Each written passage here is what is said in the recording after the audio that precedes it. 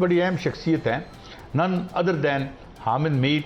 कोई तारफ़ की और मज़ीद वजाहत की ज़रूरत नहीं है, उनसे हम बहुत सी बातें पूछेंगे। और एक मुझे ये शर्फ हासिल है कि हमारा आगाज़ सफ़र इकट्ठा था, तो I have lot of memories to share with him and with you also because he is amongst the most notable journalist. और फिर not last but the least, क्या कहते हैं, not least but the last, जनाब हमारे साथ doctor Shahid Masood साहब भी हैं। Thank you very much doctor साहब। तो आज I think I have one of the best panels at my disposal. मियाँ साहब, मीर साहब, थैंक यू वेरी मच। तो हम आज लोग आपसे बात करते हैं जी की होना है, तो पता नहीं 40 साल तो की हो रहा है, वो तो मैं आपसे नहीं पूछूंगा, मगर जो हुआ है उसमें बहुत कुछ था।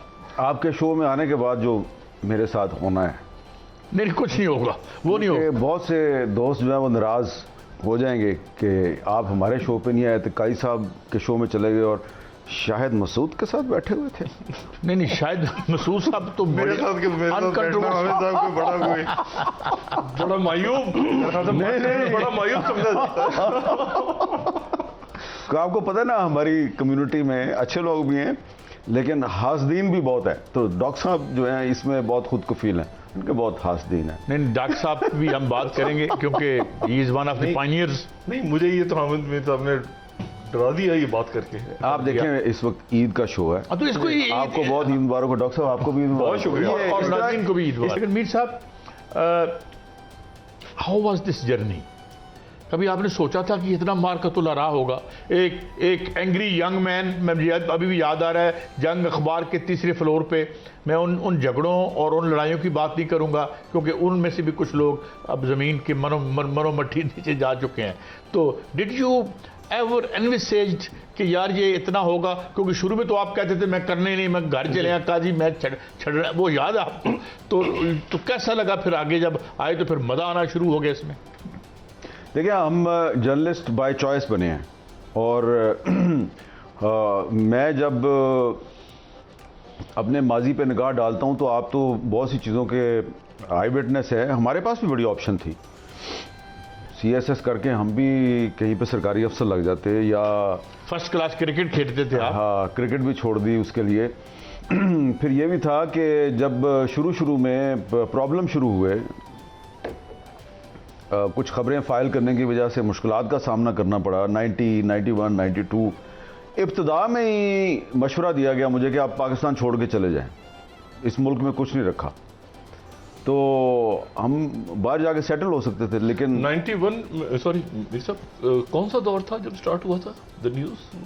वो न्यूज़ शुरू हुआ था 1991 में, लेकिन मैंने जर्नलिज्म शुरू की थी इमीडिएटली आफ्टर माय ग्रेजुएशन। मैंने जब गवर्नमेंट कॉलेज यूनिवर्सिटी से 1987 में मैंने जब BA किया था, अभी सिर्फ BA किया था। अच्छा, 87 में। 87 तो मेरे वालिद साहब 87 में फौत हो गए, बारिश मीर साहब। हाँ, तो एक दिन मैंने अखबार में इश्तिहार देखा, ज़रूरत बराए सब एडिटर्स।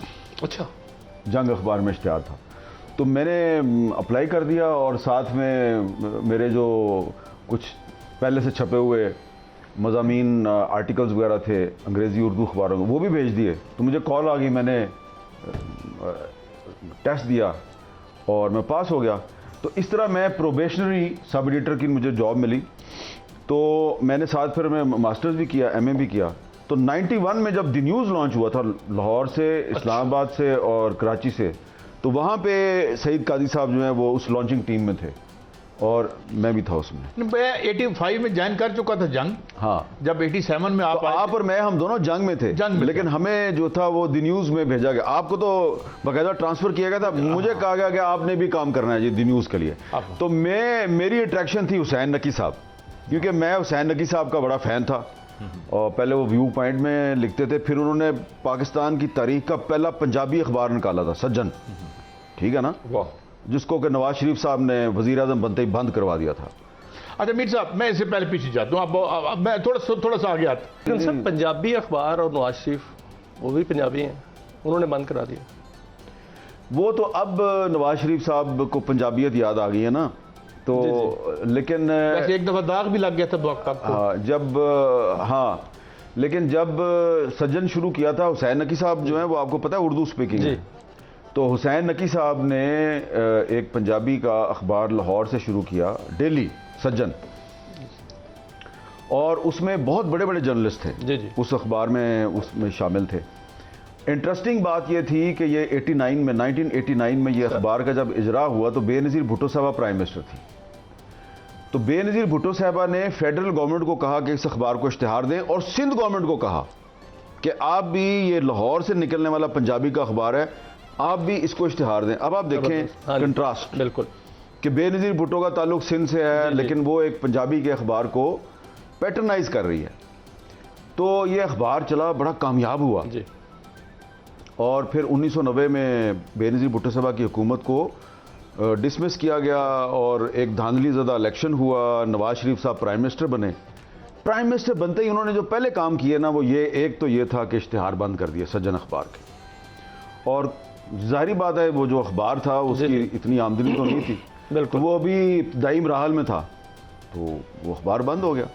और उस वक्त की जो मुझे अच्छी तरह याद है कि उस वक्त का जो DGPR लाहौर था और सेक्रेटरी इंफॉर्मेशन था फेडरल गवर्नमेंट का, दे मेड इट श्योर कि ये अखबार बंद हो जाए। आप पूछ रहे हैं, अभी हुसैन नकी साहब जिंदा है, अल्लाह ताला उनको ज़िंदगी दे, ये अखबार नवाज शरीफ साहब ने बंद करवाया। अब जब मैं देखता हूँ ना कि वो मुस्लिम लीग नून के अंदर कुछ लोग जो हैं वो बड़ी पंजाबियत की बात करते हैं, लाहौर के नाम पंजाब के हकूक की बात करते हैं, तो मुझे सज्जन अखबार याद आ जाता है कि ये वो पार्टी है जिसने कि पाकिस्तान की तारीख के पहले पंजाबी अखबार को बंद करा दिया था। अच्छा किया आपने तफसील पूछ ली मेरे। हाँ जी सर, थैंक यू।